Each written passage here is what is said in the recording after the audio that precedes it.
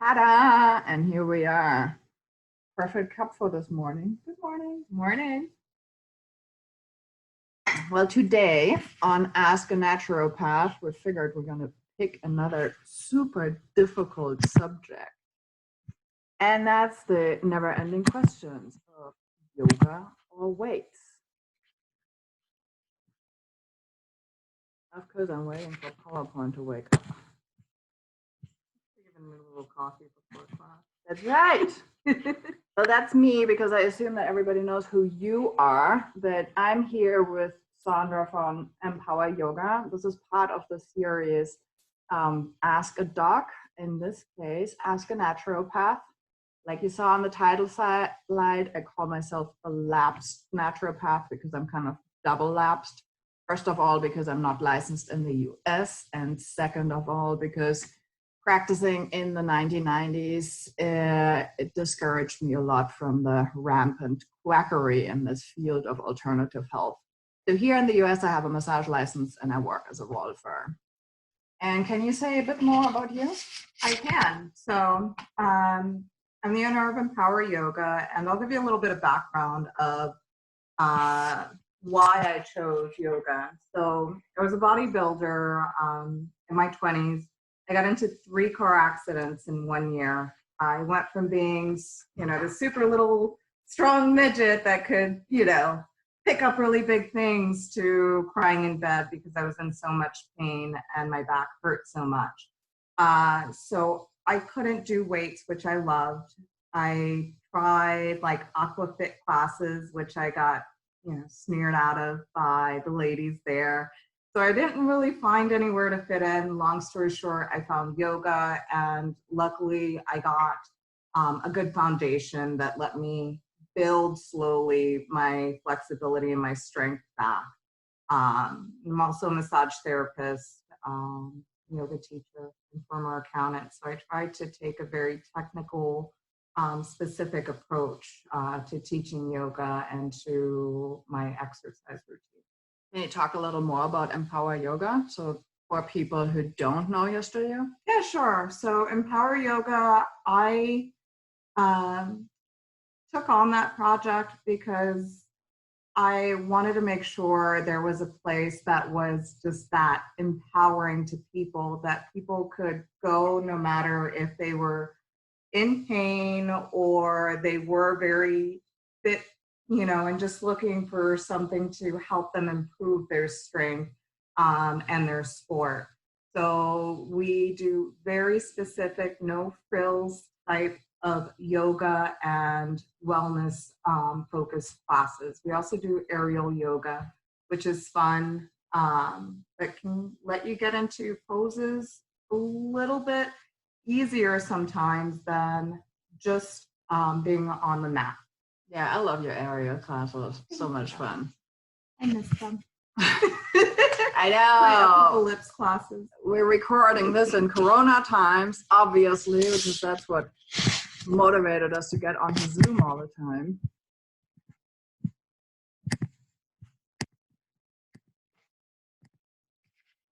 So I always like to bring up the sources, all the material that I read in order to stay updated on exercise physiology and the representative research.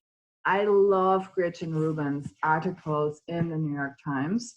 That's often the first time that I become aware of a new study where, there's been so many things, for example, about stretching, that we found out that stretching is a lot less useful for injury prevention than we used to think.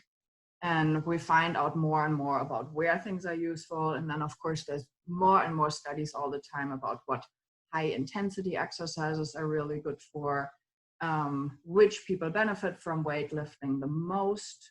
And yoga has been shown, there was just something I read, I think yesterday, has been shown to lower the incidence of migraines in people who have migraines much more often than people get from some of the preventative medication. So that's really interesting tidbit. And so just by reading the science sections in the times, I feel like I'm staying pretty well updated. But of course, when I want to know more, then I look up all the studies using Google Scholar or using the PubMed articles. So I try to just know what's been going on, because so many things that I studied 20 years ago have been completely turned around in the meantime.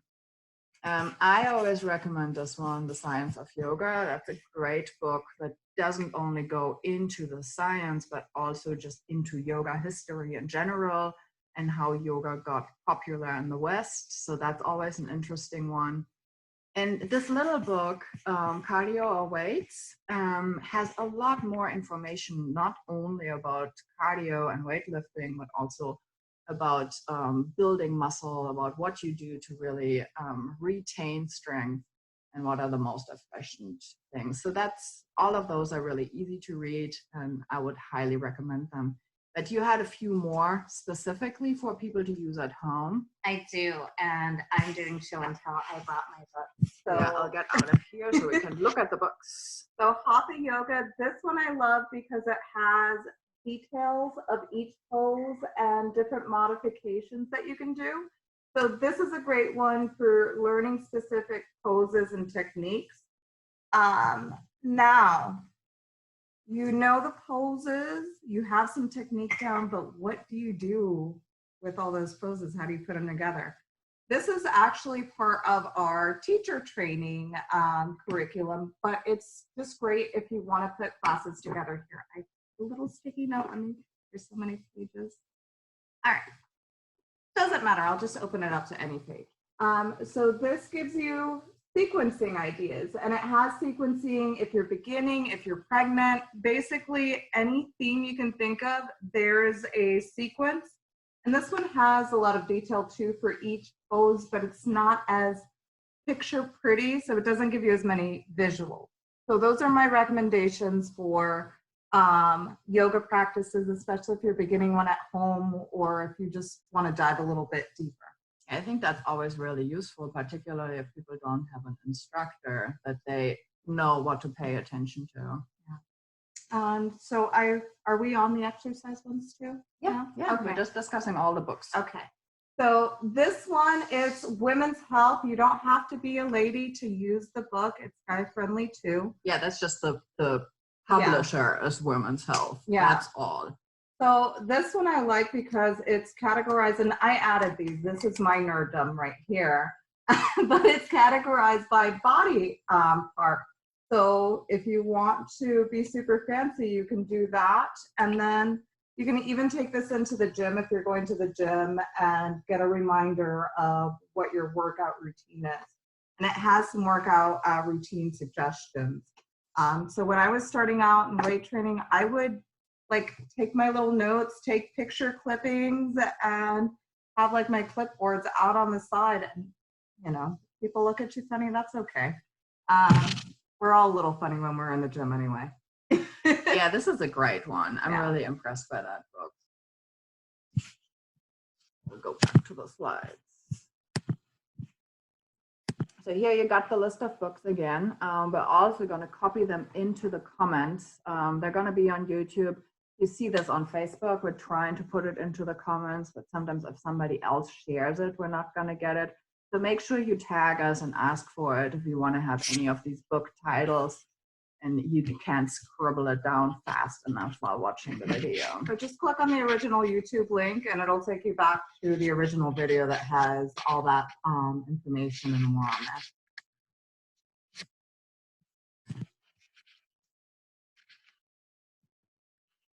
Okay, yoga, in Sondra's experience, we already heard a bit about. I'm more curious, like, what did you find particularly attractive about yoga? Because it sounds like you tried a few different things and then you got stuck on yoga. What was it that kept your attention? I wouldn't say stuck, but it's definitely... That's not a good word. It's definitely something that I incorporate a lot of time into because I like the versatility of it. I can make yoga a very gentle, relaxing experience, or it can be a really tough workout depending on what type of yoga you're doing. So I like the variety to it. The variety. Yeah, and I think I like that from the beginning. In Germany, I had a certification in a specific type of exercises that remind me a bit of what they're doing in the bar classes. So it's very specific, it's very alignment focused. As the teachers, we would do a lot of corrections on like tiny little things, like, okay, make sure you hold your hips while you're doing this rotation in the upper body, don't move the hips at all. So there's so much about very detailed awareness, which I love because it helps to remap the brain so that we learn how many joints we really can move. And of course, when I got to the US, I didn't find anything similar to that. So I just started yoga classes in order to do something. And I found that I can get all of that out of yoga when I have good enough instructions, of course. Because my problem, and just as well what I see when I take yoga classes, is always like, I don't have much awareness of what I'm doing in my back unless there's a mirror. And then very often you see that other people in the class are not really doing what the instructor is describing. So my favorite example is always a flat back, for example. And then you see lots of really rounded backs. And I'm like, oh, is this supposed to be what you're showing, or is it supposed to be what you're saying? And why don't you say anything to all the people in the class who obviously don't get it? So I get easily frustrated. I always like the yoga teachers who are really finicky about those things and actually walk around and say, okay, try this, try that.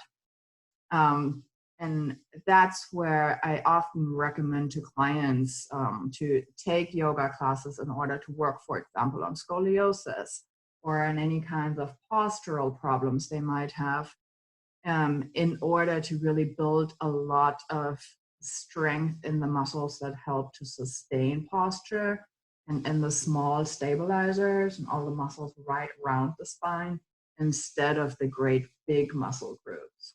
But the funny thing about me is that after I was doing yoga about 3 times a week for 5 years, I had gotten a lot out of it, but then I felt like I was plateauing. And I should probably have found a different teacher or worked with different people. But I was actually noticing that I was getting weaker and weaker, and while doing the same things. And I mean, now I know from all the exercise physiology things that this is really what the body does, especially as we're aging. The body is always trying to conserve energy. So if we do the same thing, it's trying to do the same movement with less effort. So we can reduce muscle mass bit by bit by bit. And so I felt like instead of getting stronger, I was feeling like I'm less good at holding the poses, and it got harder and harder. And at that time, I was ready to try out something else. And for networking purposes, I started working with a local trainer who was just down the street and really fell in love with weightlifting, which before I had kind of this stupid snobbish attitude about that I notice in a lot of people who are into body weight exercises. Like, oh, you can do everything with body weight exercises. And if you're doing weight training, you're only going to do like the superficial muscles. And so, of course, I learned that's, just the superficial view on it. And a lot of people are doing things wrong. And then that just creates this kind of wrong image. Yeah. So I now do yoga classes here and there. And I find that I didn't even lose flexibility, which I was really scared of. But I feel like when you're doing weight training correctly, you're still using full range of motion. So you don't have to lose anything. Yeah. So that was an interesting experience. But overall, my routine is to just combine a bunch of different things. To do some high intensity things each week, to do some cardio. I'm trying to go jogging more and just extend the mileage a little bit, and do some things that really encourage me to develop balance and flexibility and strength at the same time, which yoga is uniquely suited for. Yeah. Do you have anything to add from your experience with weight training from the past? One thing that I did find is, I think for me, I'm very lucky that I tend to be a little scattered.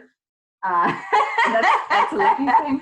Well, with exercise, it is because I've never been like once I was forced to go, okay, I have to do yoga. It's not just this boring thing to meditate. That was my original attitude is I don't want to sit still that long. I got stuff to do. And I often tell clients when they call for a consultation, especially very athletic clients, I tell them to start a level or two up instead of, because most people, they're like, I want to start at your level 0 because I'm brand new. Right. But I know the very first class they go to, if they're laying down the entire time and barely moving, they're going to be bored out of their mind. And I get it because I was there. So because I tend to get bored easy, I have incorporated that into my wellness routine. I do weight training. I do yoga in between my rest sets. You know, I'll do some body weight, some heavy weight, some low weight. Nice. And I just kind of pick and choose a buffet of different routines I'll put together. And that's helped. I target all the muscles and add in flexibility and all the things all in one. Yeah, I love this aerial fitness class that you were doing that combines pretty much all of it. It's like doing some aerial things and using the aerial rig for balance, but also for extra challenge and using some weights. That is amazing. Yeah. I love these combinations. And now I understand how you mean that being scattered is useful because you're not going to get into this rut where you're always doing the same thing. Yeah. And sometimes I do, like, even when I was very specifically training towards a goal and a specific physical look, I would have a day at the gym where it was very heavy weight. And then I would have another day where it was very high reps. So there was always something, so my body stayed questioning what it would do and it wouldn't get just used to and bored with a specific routine. Yeah, and that's what we've been seeing in the research. It's really important to always surprise the body in a way, so that we always have to learn new patterns and that we don't get stuck in like one sequence, because then the body can already predict what comes next, and then we're really getting out of the state of muscle building. We're getting into pure maintenance, and the more routine it becomes, the more it even becomes like getting rid of muscle mass just because it's not needed. Because really what nature intends for us, particularly as women, is that past menopause, we're just supposed to sit in the corner in the cave and tell a few stories and know where the water holes are when there's a drought for 5 years. That's all we're needed for, but we shouldn't be eating all the food of the tribe. So the less we use and the less we burn, the better it is. Yeah. So of course we're trying to trick nature a little bit into believing that we need all the muscle mass. We have to still fight the saber-toothed tiger when it comes to the back of the head. Yeah. Now, muscle mass and weight loss, that was one thing I hear a lot from women, is they're afraid of weight. They're terrified of weights because they don't want to end up looking like, I don't know, it's a big, The Rock, which I personally love. Hi, if you're listening.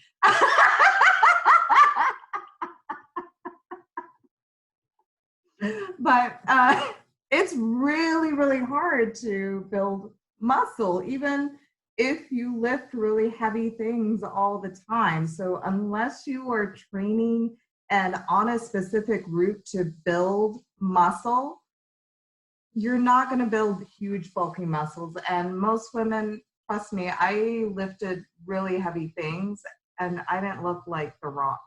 Yeah, I've noticed that on myself. And it's different tendencies. My sister's physiology, for example, she has more a tendency to build bigger muscles and she has more of this fast strength. And the more I do, the more I get like these lean, long muscles that you hardly see at all. So it's really different physiology, but also hormone levels. Because now that I'm postmenopausal and I'm on hormone replacement, I do like the whole crazy bioidentical blah, blah, blah that we can discuss in another time. but I'm on high testosterone now, comparatively to other women my age. And I noticed that I can really build muscle a lot more easily. Thanks. Okay, where we are in the original structure of this is to talk more about the benefits of yoga and some of the pros. So what have you been noticing and people taking your classes? What do they say? They have a lot less pain, especially in their back. And I think a lot of it is we tend to have tight hamstrings and the glute muscles. So just, giving those areas some attention and movement tends to help a lot. And I see results usually even after 2 or 3 classes. Oh, nice. People start to see a reduction in pain and tightness in their body, which is really great. Yeah, that's beautiful. And I mean, that also points to the research that I've been reading, that people were put into studies where they were taking yoga classes just once a week for 6 weeks. That's not much. And they noticed reductions of pain levels, and that is being seen with all types of exercises. But it is thought that the special benefit from yoga, why it helps more for pain relief, is because it's so versatile. It's because if this is a good instructor, it's easy to find modifications. And people have often some mindfulness training in addition to the yoga classes. And we also know that mindfulness meditation is one of the most successful pain relievers. I mean, mindfulness usually works better for pain than opiates. And so in yoga, you have both the benefits from doing some physical exercises and from the mindfulness. So that's huge. Yeah. There's also studies helping against anxiety. There's studies about a lot of different benefits that you can find out looking for it, insomnia, all types of cardiovascular health, which we usually don't associate with yoga because we always think cardio is like jogging or anything like that. But in some yoga classes, your heart rate definitely goes up. But even if you're just holding a pose, I mean, you can really hold a pose in a way that engages so much muscle that your heart rate has to go up even when you're not moving much, which is great because some people feel like they can't do cardio because their joints can't deal with the impact. And then yoga is also a really great option. But I want to get a little bit into cons of yoga. So we're talking also about what can go wrong. Because I've been noticing that a lot, that people tell me they started taking yoga classes because they had back pain, for example. And then that got a lot worse. And then they never went back. And of course, like always, if you go to a bad hairdresser, you're not going to say, I'm never going to get my hair cut again. You're just like, okay, that was a bad hairdresser. But when you're trying out something completely new, there's this tendency to say, oh, I'm never going to do yoga again, instead of saying, well, maybe this was a bad instructor. That's a great example, yeah. And I do notice, I physically watched someone at risk to hurt themselves. I think it depends too on the person's personality. Some of us tend to be overachievers or, little Chihuahua syndrome. And that sometimes plays out to injuries, even in a restorative yoga class where they're arching the back instead of allowing the back to relax and doing things that gives the superficial impression that they're doing more when in reality they're hurting themselves in the process. Right. Yeah, I think and it sounds kind of crazy, but some people get really competitive about yoga. And I notice that in classes sometimes, that they're trying to always do what seems like the maximum to them. And particularly overstretching is something that I see as a huge risk. For example, in pregnancy, and a lot of people like to take yoga classes when they're pregnant, but if they're doing these long-held stretches, particularly around the pelvis, it's not a good idea because the hormones are making the ligaments looser. So I feel like particularly in pregnancy, but also when people have genetic conditions where they have really flexible ligaments, it's not a good idea to get into these intense stretches. Such as the yin classes are not going to be the most beneficial for people that are pregnant or have those conditions. Yeah, can you explain what yin yoga is? So yin yoga is a practice of yoga where you hold each pose for a prolonged period of time. Now you can safely do that, but you need to make sure that you add a lot of props. And what is props? Pillows, blankets, your cat, your dog, doesn't matter. Whatever you have around. I want to see that with a cat. I've seen it with a dog. It's really cute. It's in one of our videos. Not with a cat. Don't do that with your cat. For your safety, not the cat's. But basically, when you're doing these poses and you're going to hold them for a prolonged period of time, gravity and space is not your friend. So if this was the gap that I had, if I was doing a pose, this gap, I would want to fill it with whatever you have laying around so that your body has some support and gravity isn't pushing it forcefully all the way down.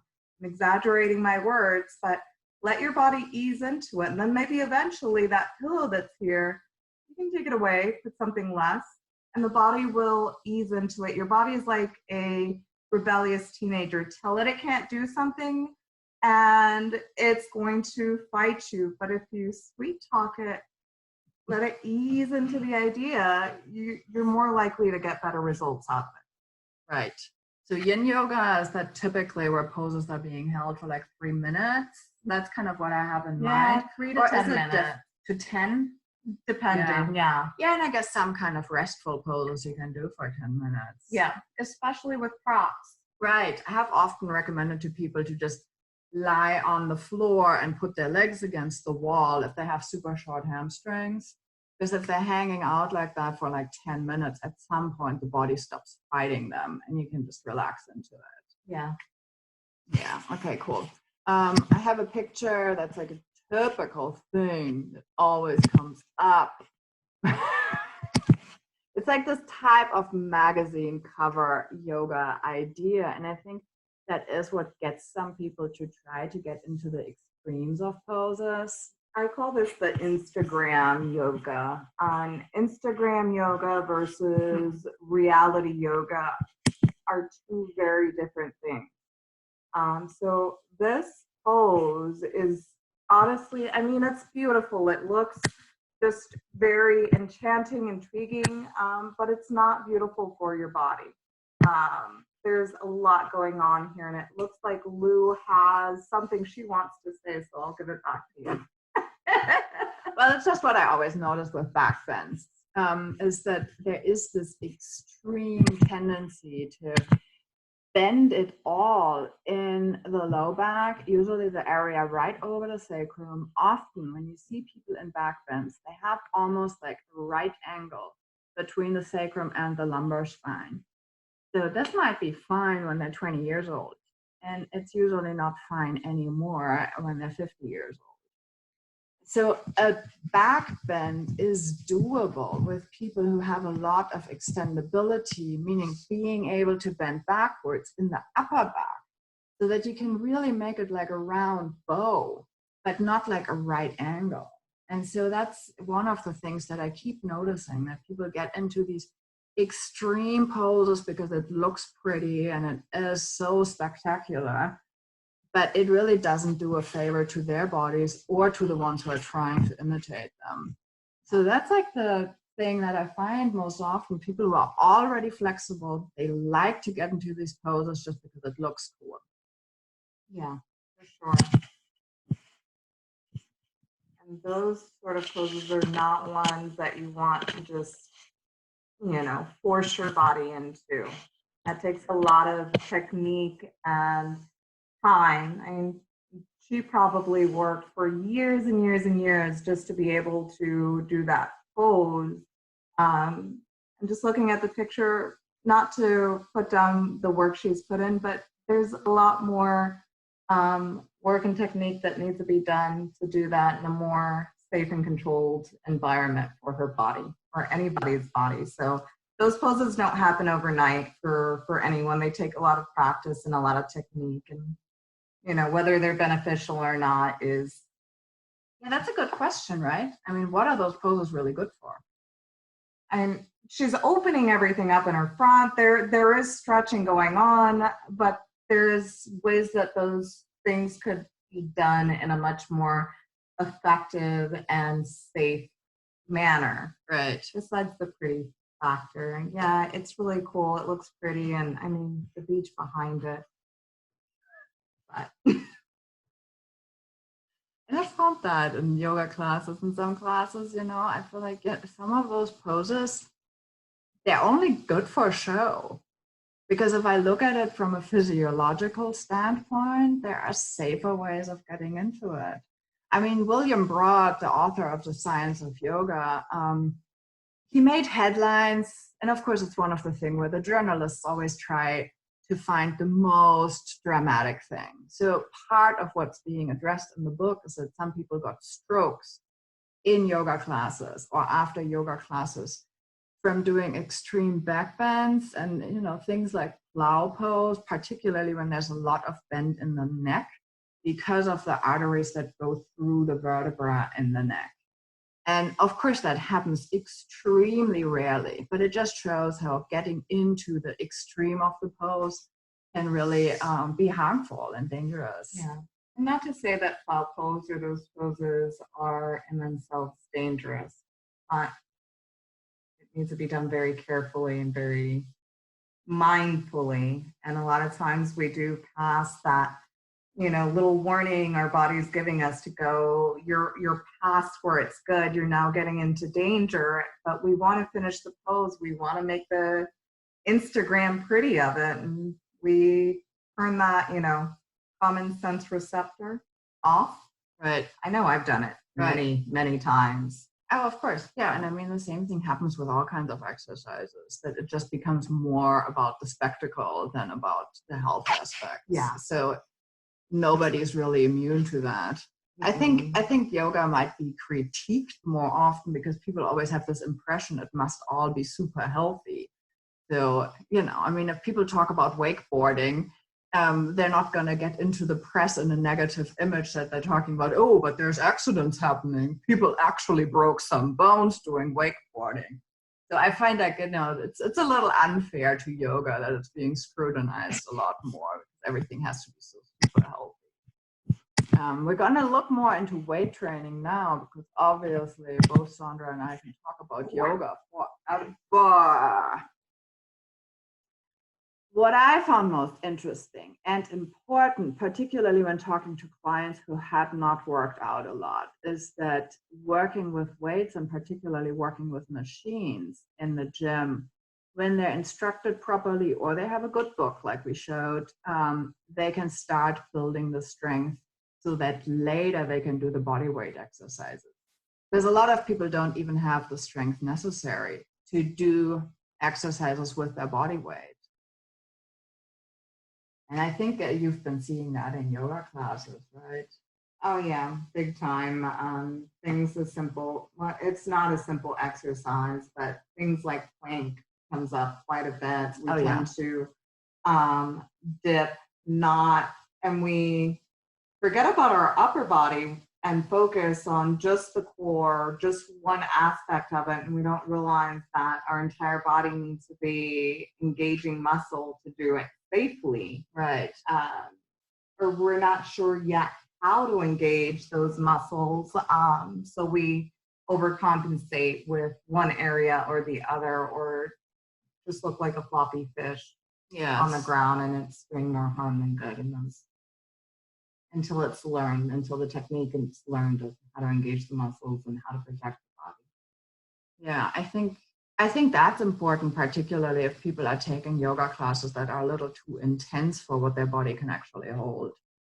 So it makes sense to just start out very carefully and with a good trainer and doing some exercises that help people just develop the strength. I also see this with runners, for example, that a lot of runners get injured so often because they don't really have the necessary leg strength. And they always try to build more by running more.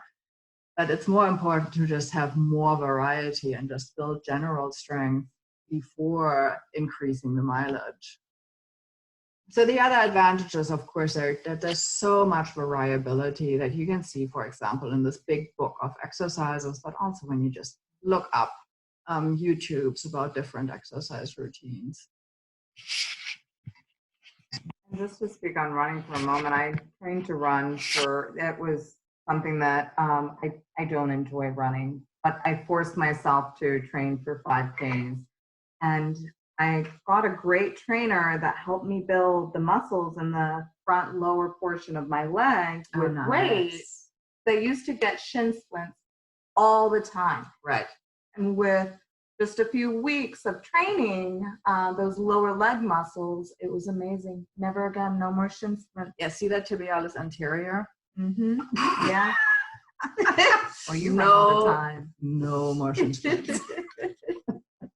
So, I mean, some of the cons of weights, it's actually similar to yoga. I mean, it's gonna be shitty for your body if you have a shitty trainer or you have no trainer. I've had a lot of trainers, and there are some amazing trainers out there. And there are some that are just that. Yeah, they're horrible. One thing that I notice a lot in the gym or whatever is trainers that keep their clients reliant on them.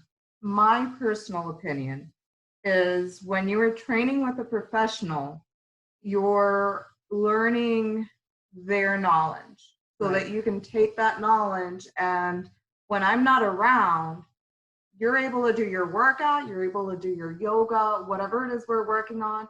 You can do it if I am no longer around tomorrow. You have that knowledge, but they will instead keep clients guessing and doing overly complicated exercises.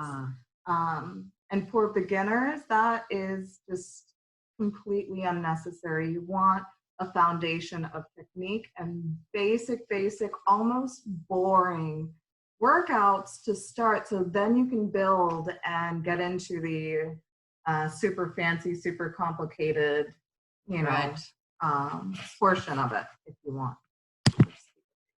Yeah, I find the boring aspect extremely important, particularly when people have a lot of pain. Because people who are in a lot of pain, they're on a state of high alert. So their nervous system is always looking out for where is all the potential danger. And the more potential danger is perceived, the more pain they're going to have. So if they go to the gym a first time and they're doing a bunch of challenging things, ta-da, and we're back.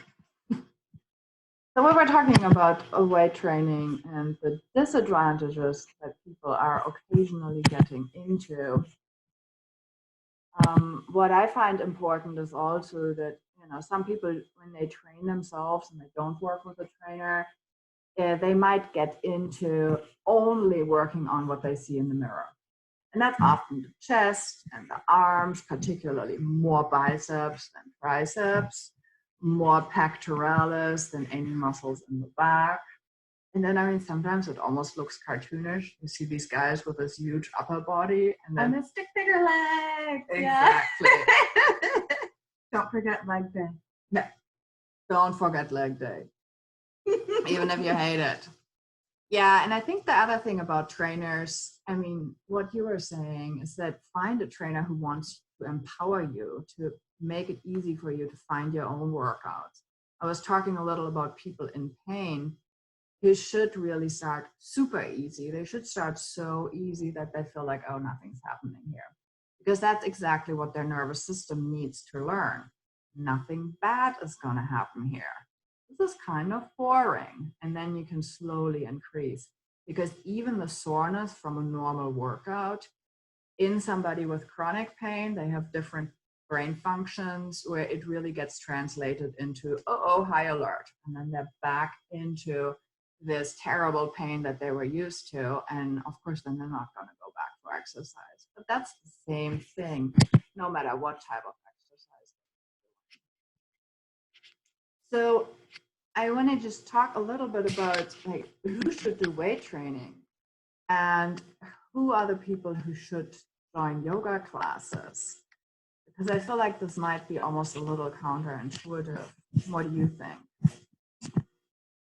I think for most people that are healthy, overall healthy, a combination of weight training and yoga is going to give you the best result. But for people that are, some people have different needs, and some are going to need to do a little bit more weight training, and some are going to need to focus more in the yoga section until they find a nice balance where they can incorporate both. Right. So I guess, the answer to the question we asked initially, yoga or weights, the answer is probably both.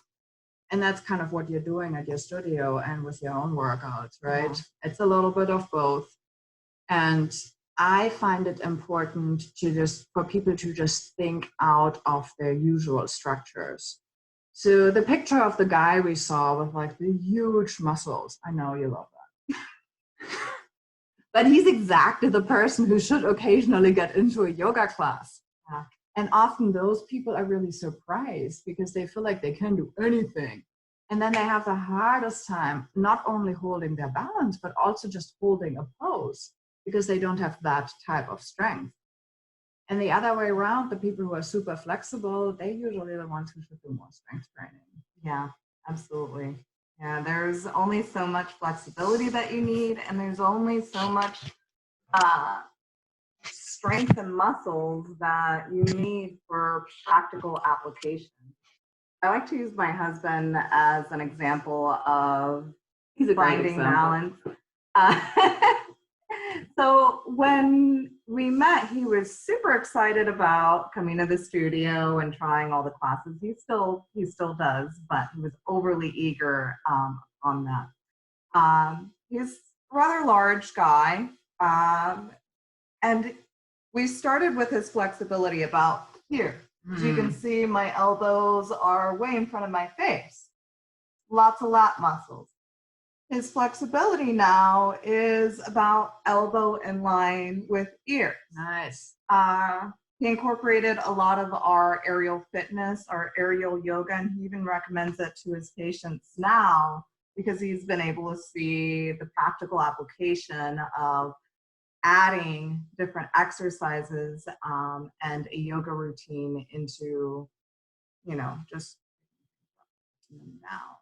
He's a great example. Yeah. Exactly. So yeah, it's like the people who have focused more on strength training or people who just feel naturally strong are probably the ones who are good in yoga classes. And the people who have high flexibility, who might even be a little unstable. If you're somebody who frequently rolls your ankles, for example, those are usually the people who have a tendency to have looser ligaments. And then it's really important to build a lot of supportive strength first. Like Sondra was saying, with your running experiences, like you were getting the shin splints because your legs were still not strong enough in that particular area, right? Yeah. And balancing poses, if you want to stick to more body weight yoga, balancing poses can do a lot of good to build stability and strength for running. So I say if you have questions about what you should do, seek out someone that has specific experience in your goals. If you want to run, find someone that has ran themselves, that has the education behind how to do things, not just someone that's a trainer or a yoga teacher. Seek out the ones that have been in your shoes where you want to go so they can give you education and experience to meet your goals. Right. Yeah. And the answer usually is do a little bit of both, do a bunch of different things. If you're getting into weight training, don't do the same routine. But that's the same thing if you're getting into yoga. Yeah. Sometimes, would you say that starting with a routine is good until your body To gets start used out, to of it? course. Yeah. Yeah. First few weeks, definitely. Just get your body used to one thing before you constantly throw other things at it. Yeah, good point. Thanks. All right. See you next week. Bye.